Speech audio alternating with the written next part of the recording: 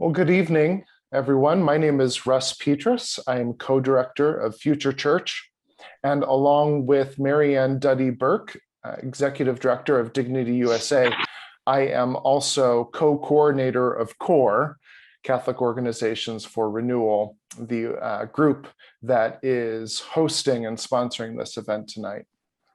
On behalf of all of our member organizations and all of the representatives who had a hand in making this event happen tonight, welcome. And thank you for being here for this very important conversation.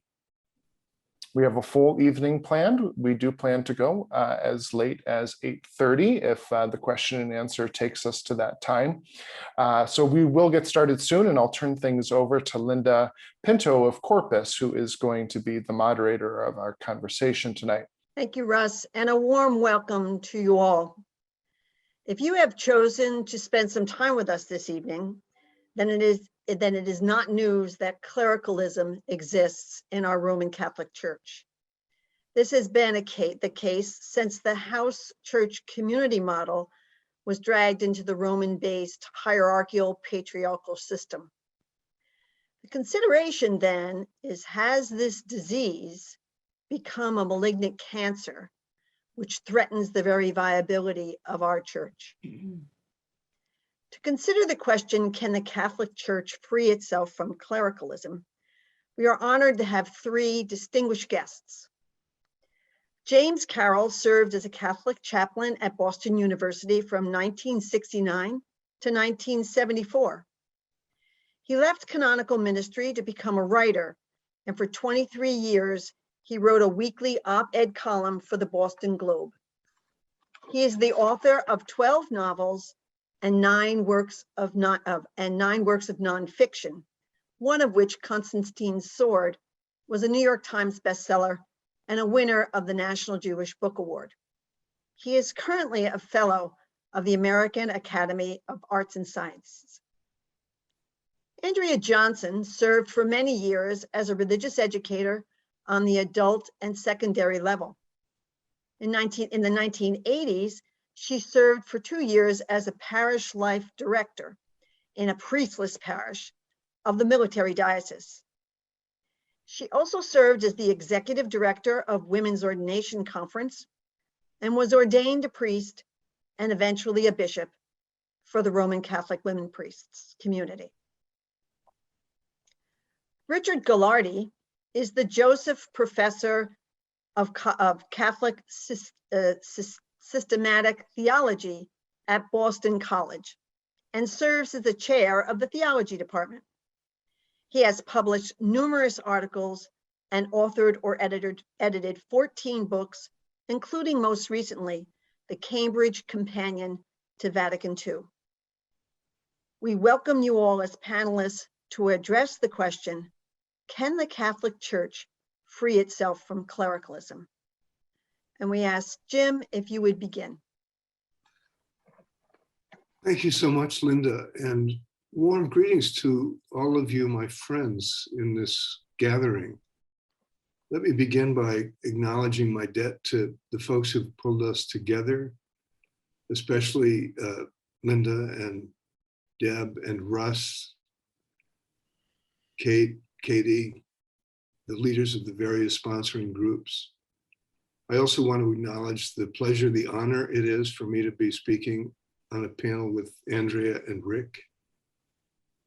And in the few minutes for my introductory remarks, I want to just quickly summarize where I think we are. And I'm not going to say anything you don't know. I know that we've gathered here this evening because we share versions of the same experience, perhaps of the same commitment, the same longing, the same hope for our own lives, for the lives of our broad culture, and for the lives of our church. Can clericalism be dismantled? That's our question. Briefly, I want to make 3 points. The context for our gathering, where are we coming from? Could, over the years that this context has been taking shape, could things have gone differently? And finally, what now? What are we to do now? The context. Well, many people date the context to 20 years ago when my own Boston Globe, through its Spotlight team, brought to the fore in undeniable ways at last the grotesque dysfunction of the Catholic priesthood. Many people gathered tonight remember that epiphany had begun before that. I began as a Boston Globe columnist most of a decade before that, and one of my earliest columns was about Father James Porter, a priest of the Fall River Diocese who was exposed as a predator. And the National Catholic Reporter for a decade before that, even going back into the 1980s and beyond, had been powerfully bringing to light stories of predator priests and the bishops who refused to reckon with them. The Spotlight series, which of course led to the award-winning movie of the same name, seemed to be a watershed moment.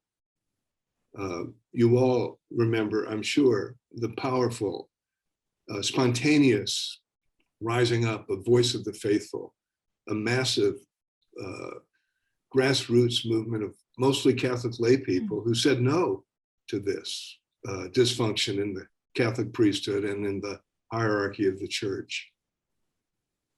That epiphany laid bare three obvious pillars of clericalism. I want to also draw attention to three deeper problems that it pointed to, and to three ideological issues that remain. The three obvious pillars, we all know them: the requirement of celibacy for all Catholic priests, the all-male character of the Catholic priesthood, and the power structure that celibacy and male dominance protected, enshrined in Roman Catholic canon law and in the pyramid of the structure of authority, with the Pope on top, bishops arrayed along the sides, and priests lower down, with lay people at the very bottom, you might even say under the weight of this dysfunctional structure of power. The three deeper problems that were laid bare that have yet to be reckoned with: Catholic attitudes towards sexuality, the profoundly anti-female character of Catholic attitudes towards sexuality, control of sexuality by males, which amounts to control of females by males, going back, second point, deeper problem, to the way we read Scripture, beginning with our attachment to the myth of Genesis and the story of Adam and Eve. Eve as the progenitor of evil in the world. Three deeper problems: attitudes towards sexuality, Catholic male supremacy, and the power structure of the church, embedded in a hierarchy that claims authority from God. Pointing to three ideological issues that have yet to be reckoned with: our theology. Who is the God who presides over this structure? Our attitude towards Scripture. Is Scripture to be read literally, fundamentalistically? Jesus did not appoint any males among the 12. Therefore, women can't be priests. Why is that fundamentalist reading of Scripture standing apart from all critical historical readings of Scripture that the church has otherwise embraced? And finally, the question of pluralism, not only toward the broader world, can other people have other ways to God, but within the church itself, do the principles of human rights extend to the members of the church? Can the principle of freedom of conscience, the church now regarding it broadly in the world beyond, can it apply to members of the church itself? So three obvious pillars: celibacy, all-male priesthood, the power structure; three deeper problems: sexuality, male supremacy, no lay participation in the order of the church; three ideological issues: our theology, our attitude towards Scripture, our question about pluralism. These deep-seated problems in the way we think of ourselves as Catholic, could they have changed in the 20 or 30 years since this dysfunction has been laid bare? The answer is yes, of course. We know this because we're the generation of people who were brought into the idea of change as a mandatory requirement of the contemporary church, generated by the Second Vatican Council, which, recall, was the church's attempt finally to reckon with the Enlightenment, from which it had been in flight until the middle of the 20th century. The church's reckoning with the Holocaust and the reckoning of the council with the church's relationship to the Jewish people as the paradigm of what change is possible. Democracy as a fundamental question for the church, beginning to reckon with democracy, was also a key part of what was begun at the Second Vatican Council. And many of us, with the arrival of Pope Francis, thought that the spirit of the Second Vatican Council could be recovered, retrieved, and continued. Alas, one of the things that defines our context tonight is Francis has disappointed the expectations of those who recall the powerful example of the bishops of the Second Vatican Council. What could Francis have done differently? It varies. Without going into these deeper issues, at the very least, he could have embraced that small opening that was given to him by the bishops, the people of the Amazon region, when they asked for him to affirm explicitly and powerfully the possibility of the diaconate as an opening to married clergy and to women in ministry, which he declined to do, a defining moment of his papacy. Alas, preparing the way for the reaction by the reactionaries, who will no doubt welcome the ways in which he left the door closed. What now? Well, the answer, what now, is really given by this gathering tonight. Jim, you have one more minute. Go ahead. The answer is Catholic politics. We Catholics don't think of ourselves as politically engaged, but what is corpus, Women's Ordination Conference, Roman Catholic women priests, Future Church, Dignity, Call to Action, Catholics for Choice, the Bristol Synod? What is all of that but politics? We Catholics must organize ourselves politically, and you gathered here tonight are the vanguard of that organization. When the Catholic people insist on the nature of the church as belonging to the people and not to the hierarchy, change will come. The hierarchy itself is helping us by the slow motion but powerful collapse of its moral authority. And now we Catholics are here to assert that moral authority and that responsibility for our church ourselves. And the gathering tonight is a powerful, powerful symbol of that, which is why I want to conclude by thanking you for being here and looking forward to our conversation. Thank you, Jim. Thought-provoking. Our next presenter is Andrea Johnson. Thank you, Linda. And it's just a great pleasure and an honor to be here tonight with Jim and with Rick, with all of my friends from CORE, and with everyone who is here. Today's topic is a critical one for the future of the Roman Catholic Church and its witness to the gospel. Clericalism is embedded in a system of church governance, as we all know, that has its roots in the Roman Empire.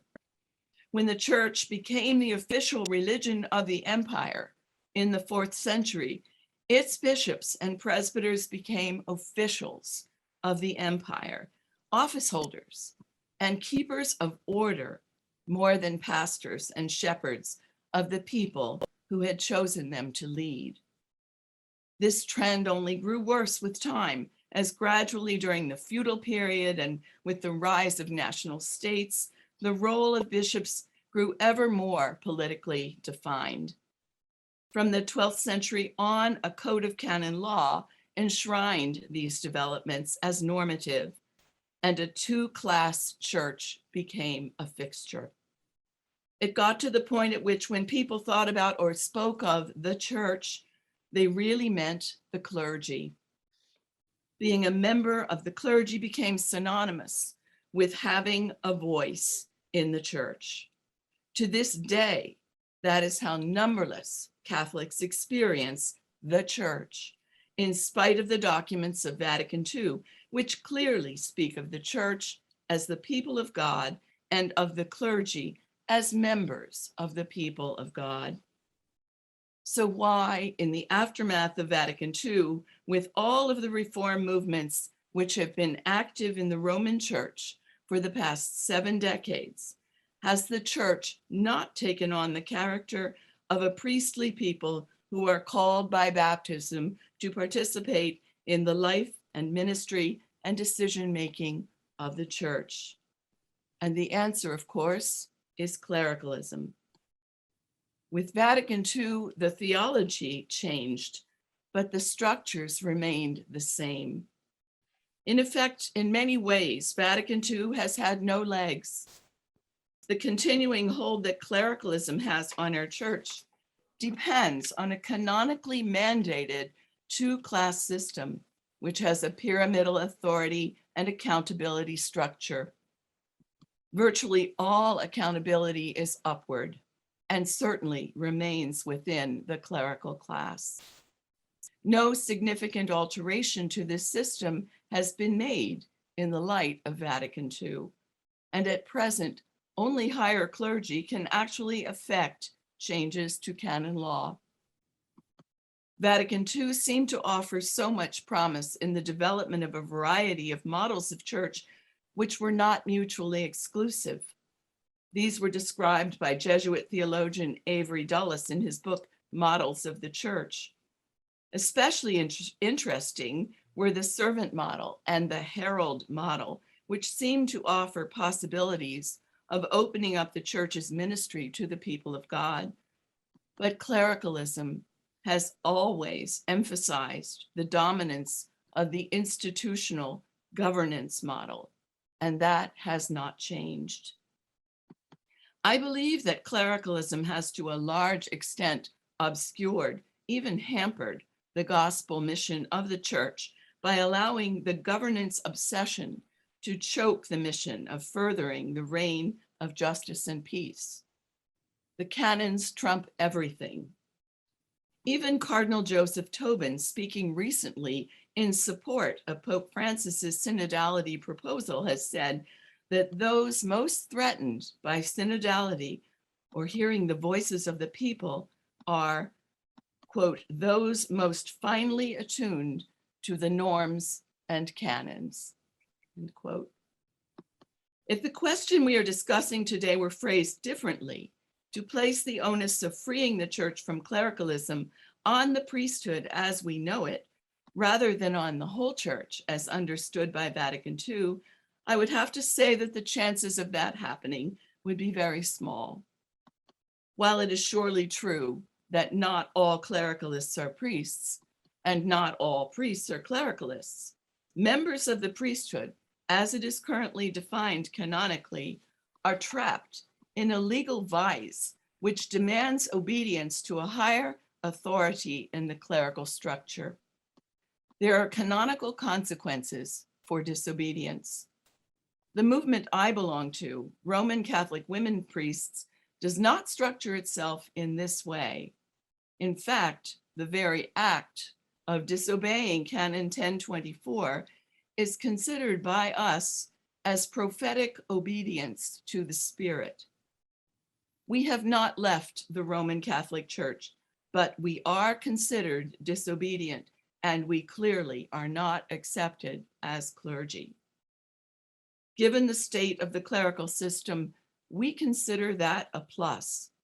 It frees us to minister in a way that includes the whole community in ministry and witness in myriad new ways. And it allows us to witness to our membership in the people of God. We are members who have been called forth and who can model this way of being priest.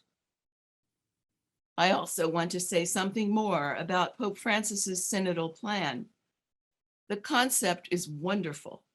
It calls for a true consultation of all of the Catholic people, including those who no longer participate institutionally, My question would be, does the canonical clerical structure we now have allow for a truly meaningful and consequential participation from the local church, the people of God? I guess I would say that until the canons are changed to reflect that representation from across the spectrum of the church has voice in decision-making, synodality will not be a reality. The clerical priesthood, despite all good intentions, cannot free itself from clericalism. It is those who are not clergy who must understand what is at stake and take the lead in revisioning the universal church. Retired Nottingham University theology professor Thomas O'Loughlin has spoken about how the people of God should adjust the way they think about the universal church. Synodality starts not at the top, but rather at the local level. The universal church is built by the interfaces of local churches, communities of faith, followed by the interfaces of larger entities, dioceses, and so forth. National bishops' groups and Vatican bureaucracies cannot build synodality from a universalist model, says O'Loughlin. The local and inclusive interfaces are critical. We build outwards by real local churches coming together in unity. Catholic means universal, says Professor O'Loughlin. It also means integrity. Each local church community having its own integrity, the smaller units come together to form a unity. Only then, together, is there an integrity in the whole church's witness as herald and servant. So Catholics have a choice of either thinking of the church from the top down or from the ground up. How do we understand the universality of the church? Is it the Lloyds of London model with local branches, as Professor O'Loughlin puts it? Or is it the apostolic model from the New Testament church, where an apostle, he says, was a sinew stretching from one local church to another? A format, if you think about it, that was anything but pyramidal. Today, we are here to talk about next steps, and I look forward to the discussion. Thank you. Thank you, Andrea. And finally, we'll hear from Richard Gaillardetz. Well, I too want to begin by saying how grateful I am to be part of the webinar and to be joined by Jim and Andrea. And frankly, I find myself agreeing with quite a bit of what they offer. I want to clarify, however, that my approach to our topic is probably more as a theologian than as an activist, and that may limit my perspective and my contributions. But let's get right to our topic. Where I perhaps disagree with my colleagues lies in our differing assessments of Pope Francis's leadership, and I think that will be clear here. Under his leadership, I believe the church can, over time, save itself from clericalism. But our current clerical culture has deep roots established over centuries, and purging the church of this clerical culture will not be easy. Addressing clericalism will require that we pursue 5 basic paths. First, and again, I suspect we would all agree with all of these things, any consideration of ministry, ordained and non-ordained, must in fact begin with baptism. Only a theology of the church firmly grounded in the priority of baptism can challenge today's culture of clericalism, a culture sustained by structures that reinforce a cleric's privileged sacral identity.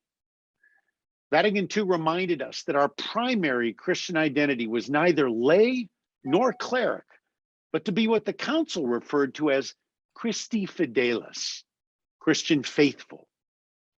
Ministerial identity follows upon baptismal identity. The council, in fact, invoked St. Augustine's own reflections on his ministry when he wrote, "When I am frightened by who I am for you, that I'm consoled by who I am with you. For you, I am a bishop, but with you, I'm a Christian. The first is an office, the second a grace. The first is fraught with danger, but in the second lies my salvation. Second, the ministerial priesthood must be placed within a wider framework, one that celebrates baptismal charisms and broadens our view of ministry beyond ordination. Ordained ministry need not compete with the exercise of the many gifts of the faithful. Each requires the other. The council encouraged pastors to recognize, empower, and affirm the gifts of all God's people. And as even the Catechism points out, the ministerial priesthood exists for the purpose of serving and empowering the exercise of the baptismal priesthood. Third, the dominant theology of the priesthood being taught in most seminaries has to be thoroughly reconceived. We need to renounce reductive theologies of holy orders that are preoccupied with an hyper-interiorized understanding of ontological change and the empowerment of individual clerics, in favor of a theology that stresses being ordained into a new ecclesial relationship with God's people. Fourth, we must pursue healthy structures of ecclesial accountability. In our present situation, as Andrea noted, ecclesial accountability moves exclusively in an upward vector. Clerics are only accountable to their superiors. Our theology and canon law must dramatically strengthen the minister's accountability to the people they were ordained to serve. And fifth, we must reconsider our entire system for recruiting and forming candidates for ordained ministry. Current doctrinal and theological understandings of sex and gender have artificially limited the pool of candidates for ordained ministry, overlooking many women's gifts for pastoral leadership, excluding those who have found mandatory celibacy untenable, and closeting those candidates who exhibit an enduring same-sex orientation. Look, let's be honest. We have become accustomed to a system of recruitment and formation for the priesthood that is content to simply identify impediments to ordination. And that means that a mediocre candidate for the priesthood, one who passes his courses, even if only barely, avoids heresy, and manifests no obvious psychosocial dysfunction, will be ordained every time. Instead of discerning impediments, we need a system that allows us to discern genuine gifts for pastoral leadership, including the gift of recognizing and empowering the gifts of others. In many ways, these paths for reform have their origins in the teaching of Vatican II. Yet many have now given up on the council as an engine for needed reform. And I can understand why. For those of us of a certain age, Vatican II offered a beacon of hope. But in spite of undeniable advances, the comprehensive implementation of the council was effectively hamstrung almost immediately upon its close. As Jim noted in his book, the chilling effect of Pope Paul VI's encyclical on birth regulation, Humanae Vitae, went far beyond the question of birth control. It marginalized council teaching on the primacy of conscience, the sense of the faithful, the pastorality of doctrine, the authority of episcopal conferences, and the critical yet constructive role of theologians. Post-conciliar liturgical reform was weakened when oversight of those reforms was transferred from what was originally an independent commission of liturgical experts to the Roman Curia. The long-awaited revision of the Code of Canon Law was similarly hamstrung by papal and curial interference. And finally, the council's reformist vision was severely constrained by two consecutive popes whose leadership spanned 35 years, and who, for all of their contributions, could not shake their own preoccupations with clerical identity. Put simply, to riff on the famous line from G.K. Chesterton, it is not that Vatican II has been tried and found wanting. It is that it hasn't really been tried at all. However, Unlike Jim, I am convinced that this is beginning to change under Pope Francis. His bold retrieval of the Council's vision is gathered together under the theme of synodality, and amidst admittedly disturbing counterindications, I do think we are making progress on that score. As Pope Francis declared just last week, the only true antidote to clericalism is synodality. Why? Synodality calls us to travel together. It requires that we seek more than a church that is simply a projection of our own ideological preferences. Synodality calls all of us, not just our opponents, to the work of conversion, to that painful dying to our need to always be right and righteous, in order that we may cultivate a posture of humble listening to the impulse of the Spirit. Much of what bedevils our church is about abuse of power and patriarchy, but some of it is a genuine disagreement among a church that is 1.2 billion strong, and we have to honor that Catholicity as well. Synodal processes are now underway throughout our global church. We saw the spirit of synodality at work in the Pan-Amazonian Synod, and I would resist assessing that synod strictly in terms of its failure or the Pope's failure to respond to several of its recommendations. Much more happened there. We see it in preparation for the plenary council in Australia, in the synodal process begun in Germany and soon to begin in Mexico City in November. Synodality calls us to a new and at the same time very ancient way of being church. And yes, we are still fumbling to develop structures appropriate to its demands. Pope Francis, I believe, is convinced that appropriate, necessary institutional form must happen, but only as the fruit of the work of synodality. No, we have not yet seen the kind of concrete institutional changes necessary to rid our church of the scourge of clericalism. But I remain convinced that in spite of his significant missteps and even blind spots, under Pope Francis, seeds are being sown in the cultivation of a synodal church that will ultimately lead to lasting, substantive, institutional reform. But this is why we must redouble our efforts and demand that our leaders take this call to synodality, particularly here in the US, seriously at the national, at the diocesan, and at parochial levels. Over 12 centuries ago, the Venerable Bede reminded us that, quote, each day the church gives birth to the church, unquote. I am convinced the patient work of authentic synodality, our best hope for purging the church of clericalism, is painfully slow, and it is easy to become discouraged in a global church. But as we begin to pursue this synodal way, perhaps, if we listen carefully, we may yet hear the quiet groans of a new church in the process of being born. Thank you. Thank you, Rick.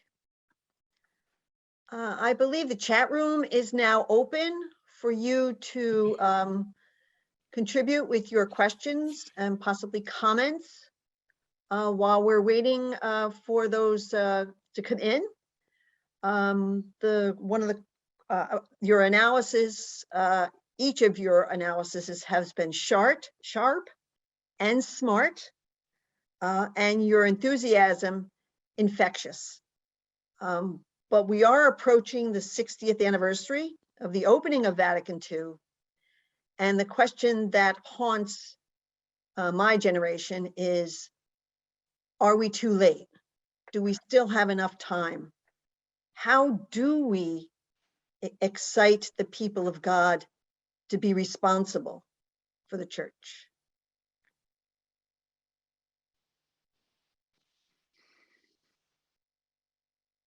Anyone?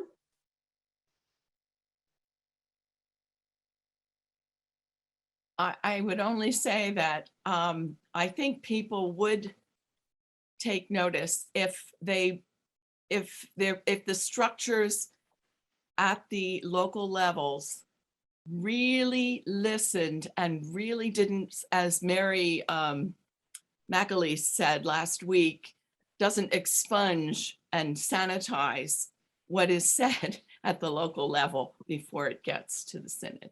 That's where the cynicism comes in. But in my experience, it's that people go to these synods. I know of synods, and I'm not going to name a diocese, a very wonderful diocese for a long time. And they had a diocesan synod and they had a wonderful bishop and they got nice kudos for it and nothing ever came of it. So it's very much dependent on voices really being heard, and really it carries through the whole system to the meeting. I'd like to pick up on Andrea and also Rick. I am deeply moved by both of your presentations, actually.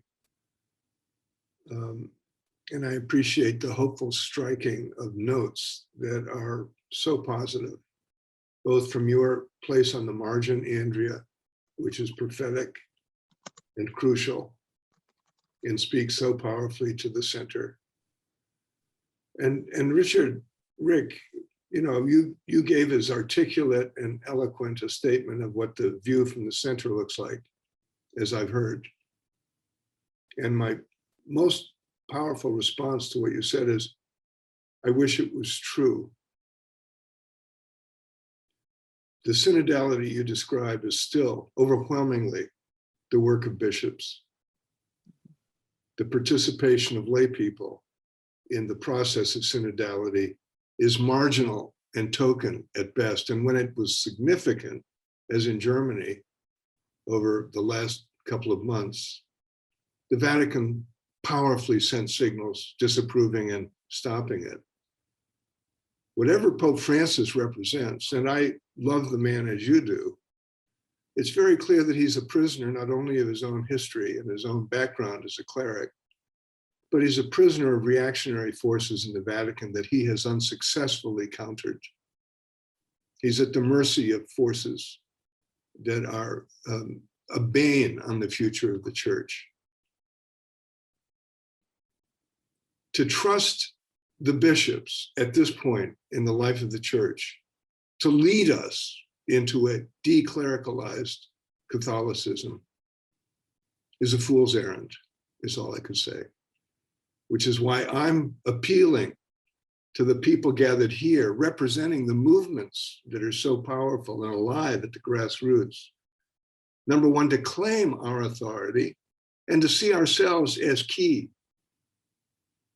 Putting the bishops in charge of reform at this point, after what they have shown us over the last 40 years, since the council, is like putting the mafia chieftains in charge of the crime commission. Yeah. They will adopt the rhetoric. They will even pass the rules that seem to address the problems, but their overwhelming agenda is to protect their power. Rick, do you have a reaction? I'm not calling for revolution, but I'm calling for an authentic grassroots reform that challenges this status quo. Well, I'm not sure I can rise to the rhetorical power of Jim. I'm going to do my best to give a modest, stuffy centrist's viewpoint. You know, I don't dispute any of what you're saying. First of all, I don't think, you know, we should be trusting in the bishops alone to do this. I think the whole church needs to be working on this. I'm not interested particularly in vilifying them. They're a diverse crowd. We have a particularly, in general, mediocre group. I would say my response to much of what's happened here is for us to remember that this is not just a North American church. This is not just a church of enlightened progressives. This is a church that is truly global, and the assessment of bishops and shepherds and listening processes changes when you move from different parts of the world.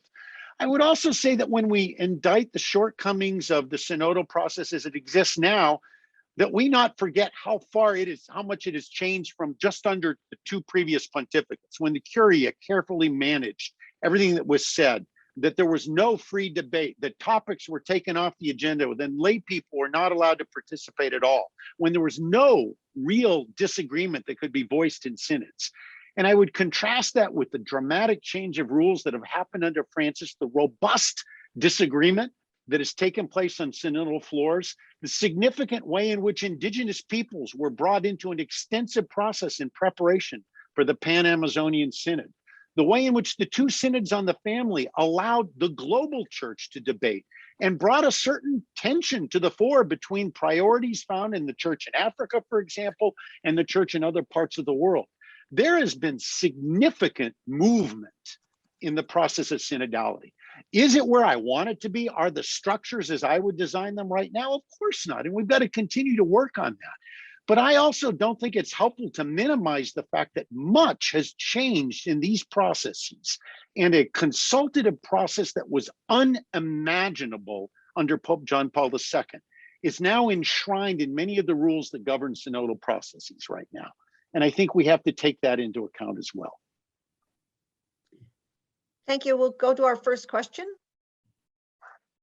Thanks, everyone, for sending in your questions. I've been reading them with a lot of interest.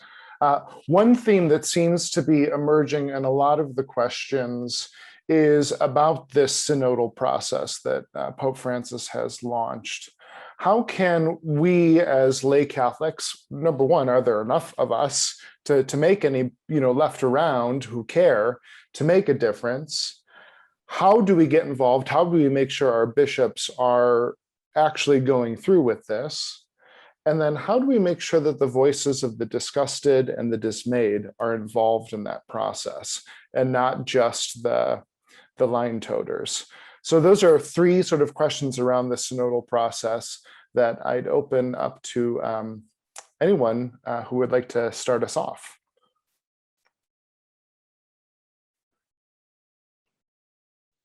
I'll just very briefly repeat the particulars. The one was, will there be enough of us, energized enough about this to make a difference? How do we make sure the voices of the dismayed and disgusted are included? And how do we make sure that there's some ecclesial accountability that we actually do go through with these processes in our local diocese? I just went on a rant a minute ago, so I'm reluctant to pick up where I left off. So I would invite my colleagues to maybe chime in first, but I have a few brief comments I could make in a moment. Andrea, would you like to address that? Well, at last week's synod in Bristol, England, I think it was Mary McAleese, maybe Jim remembers it differently, but the suggestion was made that people such as that group, which spent a year putting together their points that they wanted to take to their bishops, to the synod, they plan to publicize those. They're going to put them out publicly. They're not going to just be sent to the bishops. They're, as a group, the root and branch group is going to submit to the various dioceses that they belong to some things to take to the synod, and they're going to put it in public fora, for lots of people to see, so that it can't be sanitized out. So that's a thing that activists could do in many dioceses. Well, yes, and let me just follow up on that. Also, I have been privileged to be part of the Bristol Synod process, and the most important thing about it, in my view, is it's a living, existential, essential condemnation of the single largest moral problem that we're not talking about tonight, which is the Roman Catholic Church's commitment to male supremacy. Mm-hmm. Jim, not to interrupt you, but could you briefly just explain what the Bristol conference was for those people who are not aware?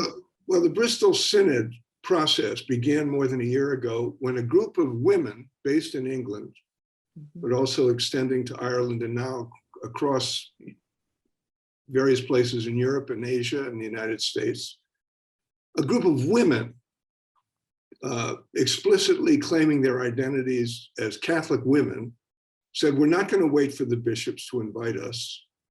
And they began a synod process of their own by inviting a range of people, to be a part of it, including people who are marginal and formerly associated with the church. Understanding that basically anyone who is prepared to identify with the Catholic problem is welcome, including people who regard themselves as former Catholics. But the fact of it's being led by and structured by women is crucial. We shouldn't, with all the talk about theological and ecclesiastical processes, synodality, and so forth, lose sight of the really urgent moral problem at the heart of the Catholic Church today, which is that it is profoundly committed, institutionally, theologically committed to a deeply, deeply wicked structure of human life, which is the inequality between males and females. And that has to be front and center in all of our responses, which it is for the people in this gathering this evening. And even most Catholics in principle reject the idea of inequality between males and females. It's rooted in the UN Declaration of Human Rights, which the Catholic Church formally rejects, because it would have to accept the equality between men and women. This is a moral problem that goes, so what would we be saying tonight, and what would be our content of our concern for the Synod, if the Catholic Church's position was that African Americans are not eligible to be ordained to the priesthood? Sure did have it. There is no moral difference between a racist exclusion and a sexist exclusion. There is no moral difference. And Rick, the bishops must be confronted about that. Rick, do you want to pick up on that? No, I don't disagree. I mean, obviously I'm in favor, not obviously, but I am in favor of full inclusion of women in the life of the church and full inclusion of women in ordination and ordained ministries. But look, I feel awkward being thrust in this role, because I'm in fact in sympathy with almost everything that's on the agenda of the Bristol Synod. But the fact of the matter was, it's a very selective synod. Now that plays an important role. I mean, we need prophetic voices and prophetic institutions that can call for change with clarity. But synodality is not the same thing as political action groups or advocacy groups. Those are different things. There's a value in calling like-minded people who are committed to change and furthering an agenda, and we should celebrate that. But I also believe that synodality is supposed to be an expression of Catholicity, of genuine difference and disagreement. That's a different kind of thing than my gathering all the groups and all the people who share my particular agenda and advocating for that. We need that, but we also need to listen to the people who don't fall in one of the two groups, lying toters and the disgusted. There are also a lot of Catholics out there in other parts of the world who don't fall neatly into those two categories, who also need to be listened, who would recognize the reality of injustice, but would chafe at this reduction of the church to nothing but oppressive power, who find life and growth and spiritual fulfillment, and yes, the saving grace of God in this broken church, and who see the church as a corpus per mixtum of saints and sinners that will always need to be healed. So I suppose I'm just uncomfortable, not with the sentiment for reform, but the sweeping generalizations that frankly perpetuate a kind of binary of good guys and bad guys. Woke people, well, I don't like to use that word like that, but enlightened progressives and benighted everybody else. And a church of 1.2 billion people that's Catholic has to find a way to bring other voices along and to have the humility to recognize that maybe in our enlightenment, there's some things we're missing. And so that's all. It's not really refuting, it's just saying there's more than what can happen in a synod like at Bristol. That's all I want to say. I would Andrea, like to return Andrea, to what I said earlier about from Professor O'Loughlin saying the unity is not a negation of the diversity. Right. And No, I think that's true. Yeah. That's where we're uncomfortable. Especially Western Christians are probably more uncomfortable because we want to be right, as you said earlier, Rick. People want to be right. They want to think they've done their homework and they're right. But the point is, Rome isn't okay with diversity. That's the problem. It isn't the Africans or the Indians or anybody else. They're okay with diversity. I mean, we've all probably had some experience with other rites than the Roman rite in the Catholic Church. They're fine with diversity. You know, we are the ones, the Westerners have a problem with diversity. We need to get comfortable with it because it's used as an excuse in Rome to make it uniform. And that's a problem. Russ, we'll move on to another question.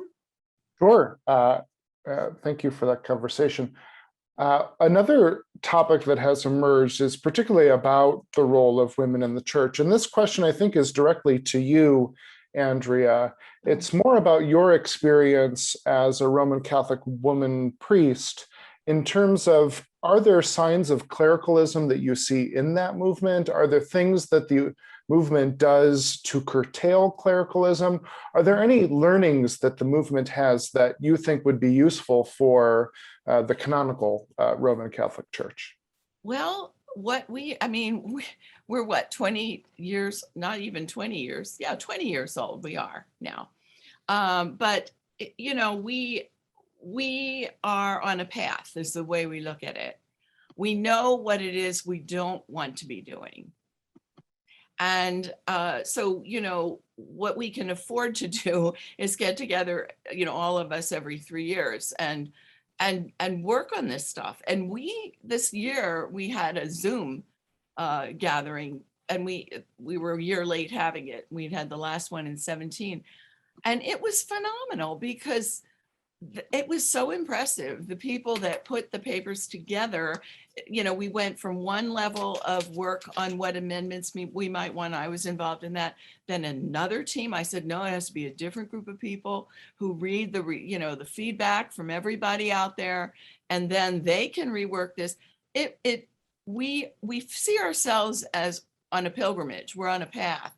And so that we're in that stage where we recognize, yes, these things do creep in, and some of it is mindless because we're all programmed, aren't we?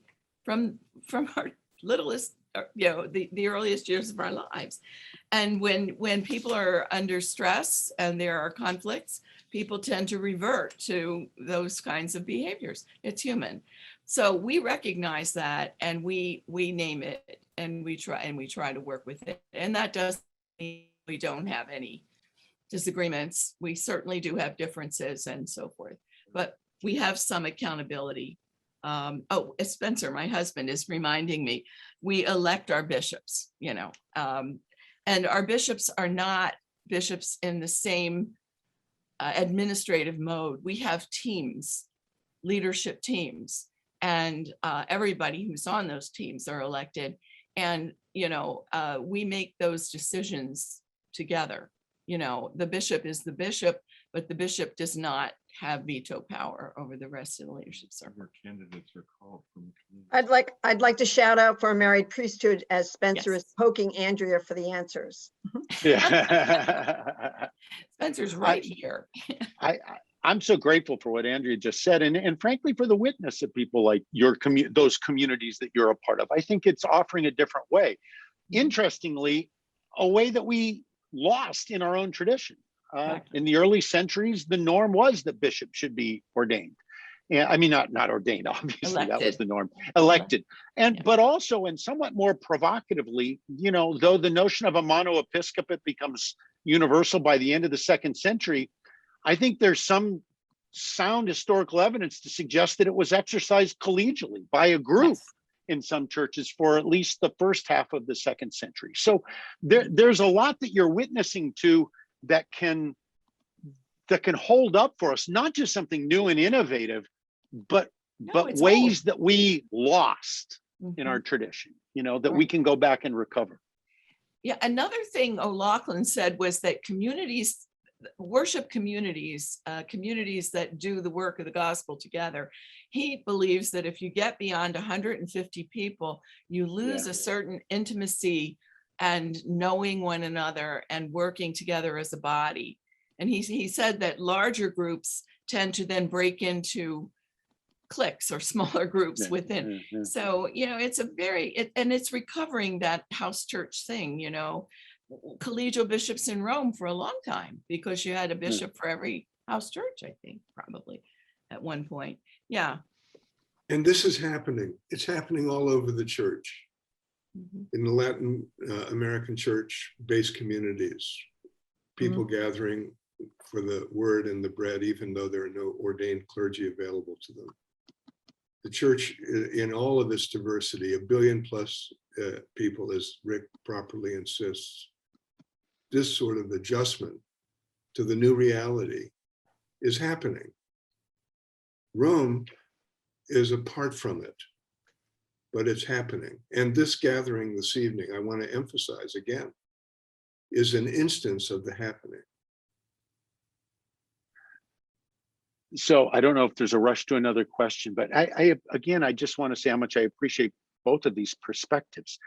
But so Jim, one of the things that you're highlighting, and Andrea, with your mentioning the significance of size of communities and grassroots communities and the house church. I mean, this is that bottom up movement that I think is fundamental to the church. But there is also the commitment to unity and Catholicity, and that commitment to unity and Catholicity and apostolicity over 2,000 years gradually took the form of some supra-local leadership structures that could hold that together. Now, the problem is, ultimately, it devolved into incredibly unhealthy, patriarchal, universalist conceptions that were deeply problematic, and I don't want to dispute that. But the answer isn't to blow all of that up and just say, well, we really don't need Rome, we really don't need bishops, we can just have local-based communities that will gather around the table and proclaim the word and break the bread. Yes, to a certain extent we can do that, but there are limits to that kind of congregational polity. So I still want to insist, however much it needs to be reformed, we also need offices or ministries that bring together and hold together the church's unity and Catholicity. Now, it has to be done in a way that's not overbearing and dominating and confuses uniformity for unity. But we still need those structures. Absolutely, it has to be accountable. Absolutely. And one way to do that, of course, as you pointed out, is to make sure the local church elects them. Another way to do that is to stop the process of transferring them from diocese to another diocese. So there are things that we can do that, and it's going to require a new code of canon law, but to introduce those structures. I agree. Yeah, absolutely.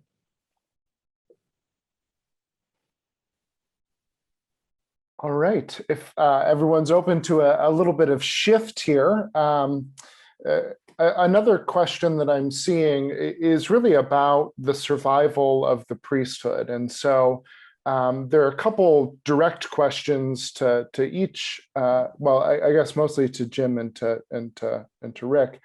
Jim, there seems to be some curiosity about your Atlantic article from a couple of years ago now in pandemic time. It moves so slowly but so quickly, but where your column had essentially called for an abolishment of the priesthood as one way of dealing with clericalism in the church. And the question is noting that your position seems to perhaps soften some, if you wanted to address that a little bit. And then another question that was more directed towards you, Richard, is what happens if, so the church, in terms of both quality and quantity, finds no more priests, we continue to refuse to ordain women priests. Can we be a Catholic church without a ministerial priesthood? So I guess we'll hand it over to James first and then Richard. Well, my position on the priesthood hasn't softened, actually. I did and do call for the abolition of the priesthood as we know it. And that's the point, as we know it. The priesthood as we know it, in my view, and forgive me for the edge, but in my view, the priesthood has been co-opted by the structure, the hierarchical structure of power, to the point where it is incapable of being part of a reform of the ordered ministry of the church. The priests in the Catholic Church, with some noble and heroic exceptions, are bystanders to the present crisis, present moral crisis of misogyny, predator priests, and cover-up bishops.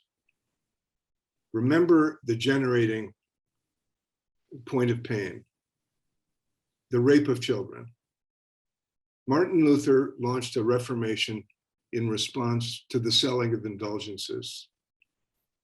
On the scale of hurt, where is the selling of indulgences compared to the rape of children? Massive, across cultures, still denied, still unaddressed. The vast population of Catholic priests, of course, are men of integrity and heroic virtue. I know many of them and love them myself. But they have been cooperating with the bishops who refuse to deal with this to this day. They have made themselves bystanders to this process. As I think it was you, Rick, or maybe it was you, Andrea, pointed out, I think you, Andrea, pointed out that they're trapped, canonically trapped. And Rick pointed out the actual fact on the ground right now. The dysfunction continues in the way priests are being recruited and trained. The priesthood has disqualified itself as an engine of reform. So those Catholics who are moving away from it, claiming their own authority as believers, as baptized Catholics, as Rick emphasized, are the source of hope for us. And they will be the people who bring the priests themselves around. That's what happens. In Chicago last weekend, a woman who was hired as the lacrosse coach at Bennett Academy, a Catholic high school, was fired when authorities found out that she was married to a woman. Within days, 4,000 people signed a petition demanding her reinstatement, and they began to picket outside the school. And within a week, the woman was reinstated. Why? Because a mass of people said no to this injustice. I'm waiting for the priests of the Catholic Church to take similar acts of resistance, the way the 52 or 53 senior priests in the Archdiocese of Boston did over 20 years ago in demanding the resignation of Cardinal Law. If it weren't for those priests, the Vatican would never have removed Cardinal Law from his position in Boston. Where are those priests today? So yes, I call for the abolition of the priesthood as we know it. And Andrea is a good example of the prophetic alternative to the priesthood as we know it.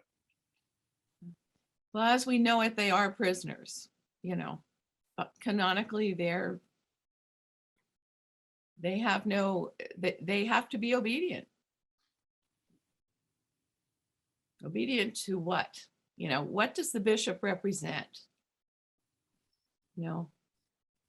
We have all sorts of, and I won't digress too long, but we have all sorts of things that we do to take that imagery away. Like at an ordination, as bishop, I don't, or any of the bishops, we don't sit front and center when people are prostrated on the floor. We're off to the side. We're not God's representative there. Those people are directly committing themselves, not through us. We're instruments, we're there, we do what we do, we lay hands, but we are not monarchs. That's all there is to it. And this is a monarchy that Pope Francis, bless him, has inherited a monarchy. He is, as Mary McAleese said last week, he is the chief legislator of the church, as well as the chief judge and the chief everything, right? It's a monarchy in the absolute monarchy style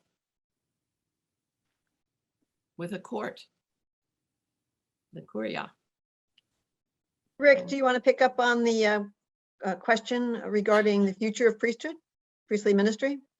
Well, I don't just, when Jim qualifies, he says he's in favor of the abolition of the priesthood as it exists now. Sure, I understand that. we don't disagree. I think the priesthood needs to be reformed in very important and fundamental ways. The fact of the matter is, from the very beginning, I think early Christianity, there has been some sense of formal public leadership in the church, and it was more often than not ritualized in the presiding over the liturgy. I don't want to get into the particulars of that, but it's also true that that structure has changed dramatically, and that significant elements of it today are deeply problematic and dysfunctional. I think this is probably a style thing more than substance. I'm just reluctant to throw all of the priests out there into language of being trapped and so on. I mean, I think they chafe against structures that make doing the right thing sometimes more difficult. But exercising their own pastoral freedom in ministry is never just a matter of being trapped. It's constantly, for all of us, we live in the midst of structures that are always more or less just and freeing and liberating. And we're constantly having to make prudential judgments within structures that are less than ideal. So I suppose I'm just chafing at sort of sweeping indictments that are dismissing a lot of not just, Jim, and Andrea, you're not denying this. I know that. You're not denying that there are good priests out there. But I don't want to overdetermine the problems of structure and law in ways that deny the fact that there is also still a lot of freedom for people to exercise God's work, and they've been exercising God's work in ways that are important. And so I suppose, maybe it's just that I'm by nature a pretty crappy revolutionary and tend to believe in moving towards reform kind of in incremental ways, and that's just it. But I think the priesthood has gone through so many different changes over 2 millennia, and it needs to go through more, and it does need a significant reformation. And so I wouldn't disagree with a lot of the proposals that Jim and Andrea have floated. I just don't feel the need to make such a sweeping indictment. I mean, Jim, even when you talk about the scandal, the genuine scandal of clerical sexual abuse and the rape of children, I mean, none of us is going to want to diminish that. But when you say it's still denied, it's still unaddressed, I want to go, really? I mean, you really don't think there's been any effort to address this? Now, I would be the first to admit there's a lot more work to be done, but I would also say there have been a lot of significant changes, and statistically, the numbers have gone down. And since the Dallas Charter, even in the US, undeniably, it seems to me the numbers have decreased. Is there, in fact, to the point where, well, I don't want to deny that clerical sexual abuse still happens. It certainly does. We rightly now, in some ways, have to shift our attention to the other problem, which is episcopal malfeasance and cover-up. So I think we've made some progress in one area and not nearly enough in another. But it's rhetorically powerful to make these kinds of sweeping dismissals, but I don't think it does justice to the complex reality on the ground. Well, maybe the difference between us, Rick, is our assessment of how urgent the problem is. In my view, the church is on fire. Yeah. In my view, well, I would the church agree, is but on not fire. just for the reasons. In my view, the church is on fire. Yeah. And the people in charge of the church want us to look another way and not see the flames. And I want to insist, the church is burning, and it's up to us. And Francis gave us the opening that we desperately were seeking. Francis's commitment to dealing with this problem has been almost entirely rhetorical. With heartfelt power, he expresses shame and sorrow, as so many bishops do. But I began my remarks by pointing to the pillars of clericalism and then the deeper causes that lie behind them. Those pillars are intact and being protected, and the deeper causes are not being addressed. The church is on fire, Rick. Yeah, no. I want to mention one other thing that makes me profoundly sad, and is I have known many priests, and some bishops whose health was really ruined, by the struggle. Not that other people, you're right, Rick, that there are plenty of people in other walks of life who go through all this kind of stuff too in their, and the ethical decisions that they have to make and so forth. But it just makes me very sad to see these people dying in their 60s and 70s. And it Yeah. just is not a healthy place to be right now. I think frequently it isn't. And I guess I hope I'm not heard as being unsympathetic to those concerns. Yeah, it's just, we have to, I agree with Jim that it's urgent. Sure.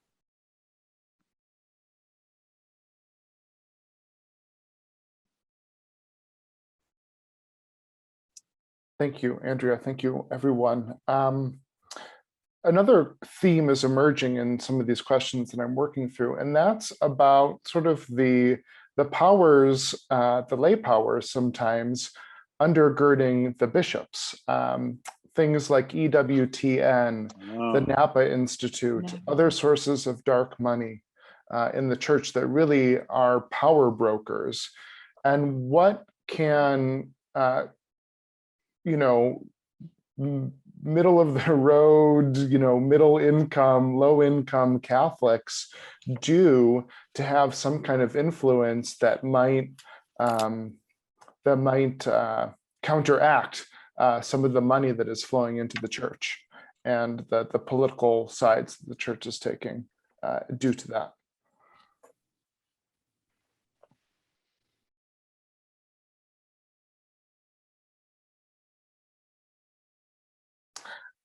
I saw everyone was nodding their head. We're all very familiar with it, and increasingly so because of some really great work, but does anyone know what to do about it? Well, I mean, the only thing I would say, and this is the catch-22 here, as Jim pointed out, in many ways, the bishops have lacked credibility, but there's a circular problem here, right? Why have they lacked credibility? Well, partly because they don't stand up to Bush and the Kochs and EWTN and folks like that, and denounce the Napa Institute and $5,000 tickets to get to hear certain prominent conservative bishops pontificate and so on and so forth. I mean, if the bishops would like to restore their credibility, they could denounce this kind of thing, even if it meant hurting them financially. And I think they'd gain a lot of credibility for doing that kind of thing. Unfortunately, very few of our bishops are showing the willingness to do that. And it's a scandal. And I would like to also add this point. The forces of right-wing reaction are abroad in the world. We see it everywhere. And their enemy number one is democracy. 1.2 billion people, as Rick properly insists upon, reminds us of. The future of the human species depends on whether the Roman Catholic Church aligns itself with the forces of liberation, enlightenment, liberalism, pluralism, respect for the other, or whether it aligns itself with the forces of neo-fascist rejection of people who are different, monarchical authoritarian structures, economic structures that favor the rich over the poor. That's what's the soul of the church is a terrain on which this very struggle is being fought out. And the Steve Bannons of the Roman Catholic Church and the many right-wing figures that we could all name see the church as a crucial lever of power in the global future. And let's remember what the central issue is. It's democracy. Will democracy survive? Even in the United States, that's a question now. Andrea just put her finger on it. The church is committed to a monarchical imperialist structure of power, rejecting democracy. The opposite of patriarchy is not matriarchy, it's democracy. And if the Catholic Church, which began a reform in the Vatican Council for democracy, began to move toward democracy, that's the meaning of the church is the people of God. That's the meaning of the affirmation that the Holy Spirit moves through the people, not through the power structure. It's a profound democratic impulse that the Catholic Church began And it's been struggling with itself ever since. That struggle isn't finished. That's why we're still with it. Yeah. I mean, many of us would be readily at home in the Episcopal Church. I would be. But the Catholic Church has waits to move in the scale of justice and peace and democracy across the planet, which is why it's worth fighting for. So those right-wingers who are wreaking such havoc in front of us have the upper hand right now, in my view. And they have outfoxed Pope Francis, whose instincts on these questions are exactly what we would want. Exactly what we would want, with one exception. The clerical culture itself is anti-democratic, and he won't take it on. It's hard to do. And we don't mean by democracy, American democracy. We mean synodality, if you will. Yeah, real synodality. Yeah. And the people that support this are not just American moguls, it's all over the world. And it's been part of us since we became, as we all know, part of the Roman Empire. We've just continued in that vein. And politics has always, kings have always, tried to control popes and vice versa. I mean, it's just, it's gone on and on and on and on. And as you say, our bishops are particularly mediocre, Rick, and they really love flattery and they love being with the big boys. And it's really demoralizing. We aren't going anywhere, I don't think, with synodality in this country right now. We need some better examples, in other places where people are really listened to, and we can pick that up and say, look, this is what needs to happen. And you're right, we don't just want the enlightened progressives' voices heard. We want all the voices heard. Yeah. And even if everybody can't be completely happy with whatever decisions are made, at least they know they're heard and their voice hasn't been lost, and it will be heard again, I think the three of us are in complete agreement on the need for the kinds of robust institutional reforms that will genuinely invite that kind of participation. I think all of us agree on that. We may disagree on how far we've come and how far we have to go, but absolutely, I think for the church to have any real future, and Jim's right, in many ways it is on fire. For the church to have any real future, we have to find structural ways that allow people to be part of the conversation as they have a right to, by virtue of their baptism, as I point out. Absolutely. And particularly those, and Jim, I appreciated you saying this, Andrea, I think you did as well, the wounded folks, the folks that are either on the margins or the folks who find themselves in exile, sometimes voluntarily and sometimes involuntarily. We have to find ways to include them as well. So I don't think we disagree on any of that. I appreciate the passion with which both of you have advocated for that. I appreciate, Rick, I appreciate that. And you do absolutely. I want to repeat what I said. You speak with great power and authenticity, closer to the center than I am, certainly. And I appreciate that. I think I think we should acknowledge what divides us. And I think business as usual must stop. I agree. And that's what I'm afraid of. And I'm afraid that synodality has become another form of business as usual. It can be I'd love to be proven wrong. And if I am, co-opted very easily. If I am, I'll take you to your favorite pub and buy your beer for you. I suppose I suspect that neither of us will be around by time there would be in a position to assess whether it's worked or not. Well, we've got about 7 more minutes, and I do know that we want to get Kate in here to get one more voice and to share some things that CORE is working on. But there's one question that's very near and dear to my heart, because I left a position where I had some influence for my own good. But we do have someone who works with high school students on, and their question, they work in a Catholic high school.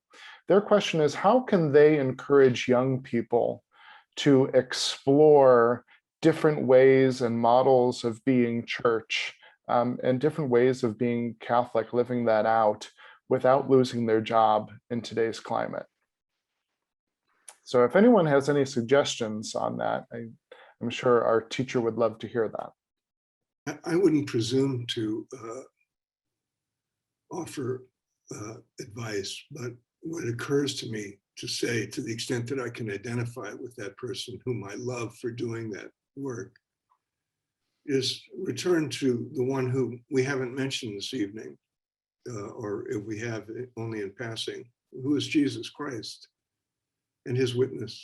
The Jesuits are wonderful about this. Rick sees it at BC all the time.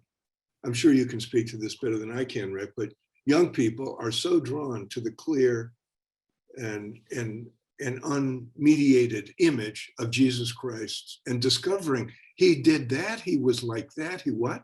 Right. What was his attitude toward women and toward people on the margin and people who were not accepted? And how did he choose to spend his time? And what did he say again? And what do you think he meant by that? The image of Jesus Christ, listen, forgive me for referring to my own life and experience, but 100 years ago, I was a Catholic chaplain at Boston University. And the students then weren't so different from students now. They were hurting and disillusioned by the war in Vietnam. They were more anti-authoritarian than young people are now.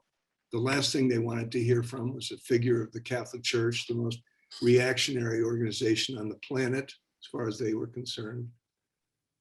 They absolutely were compelled by the figure of Jesus Christ. And it's the Protestant principle, of course. Catholic substance is we pay attention to the tradition. The Protestant principle is we measure everything in the tradition against the memory we have of Jesus Christ. Who are we as Catholics? We're the ones, in the phrase of Josephus, who couldn't let go of our affection for him. But actually, we're the ones who understand that he doesn't let go of his affection for us. And young people are open to that image. Would it be presumptuous of me to say to that teacher, whoever you are, reacquaint yourself with the Gospel of Mark? That's presumptuous of me, I know. And read it through the lens of the words themselves. And imagine the people who are being addressed in the Gospel of Mark in the year 70, destroyed by Rome, terrified of surviving, and convinced that they had betrayed each other and themselves and the Lord. And that's the community that Mark puts the memory of Jesus in front of. And as for the church, who's the figure that Mark uses as the main teacher? Peter. And what was it about Peter? The first pope? What was it about him? His authority, his infallibility? No, he was the one who again and again and again betrayed the Lord. And that is the image of the church, the people who betray the Lord and find a way to be forgiven. Andrea and Rick, do you have any final comments? No, I think we get to give some Fine. time to Kate. Yes, please. Yes. Well, on behalf of CORE, as well as all of the participants on this call, a heartfelt thank you for this discussion. It is so heartwarming to know that we are all Catholics. This evening was, of course, the epitome of what is so precious about being Catholic. So thank you very much. Thank you. What an honor. Peace, everyone. Peace. And I'll give it over to Kate. Thank you all. My heart is pounding and now I have to give the parish announcement. So thank you all for such an engaging conversation. So we're here tonight because of Catholic Organizations for Renewal, which is a forum of Catholics working to change unjust structures and practices in the Roman Catholic Church. And I think we made some progress here tonight. So thank you all. The next step, or the next way that CORE is working together, is that we are joining forces and are combining our energy to respond to our concerns about the U.S. Catholic bishops' plan to draft a letter on the Eucharist and who should be allowed to receive it. So many of us agree with Pope Francis that the Eucharist is not a prize for the perfect, but a powerful medicine and nourishment for the weak. And it's wrong to weaponize sacraments, especially the Eucharist. So in the leading weeks up to the bishop's vote on the statement in November, we're inviting you all to reflect on what communion means to you. What importance does communion have in your life? How does it link your commitment to the gospel? Have you ever witnessed someone or yourself have been denied communion? What was that like? And what would you like to say to the bishops of the Catholic Church in the United States?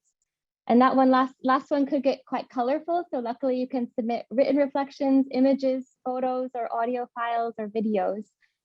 Your input in these next coming weeks will help shape a peaceful and faith-filled witness during the bishops' meeting this fall, organized by CORE. And it will help inform us about, and the bishops, what Catholics think about this controversial letter. So I'll put the link in the chat if I can, for where you can submit your experiences and your reflections on communion. So thank you.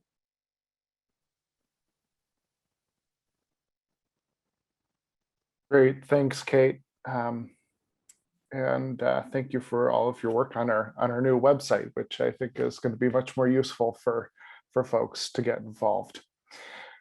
One last final thank you to all of you for being with us tonight for this really important conversation. I can sense through the chat that there's a lot of energy and a lot of enthusiasm. So we will find ways to continue this conversation, to keep it moving forward, and also to take action along the way. And a big thank you to, I think the one person who's gone unthanked so far is Linda.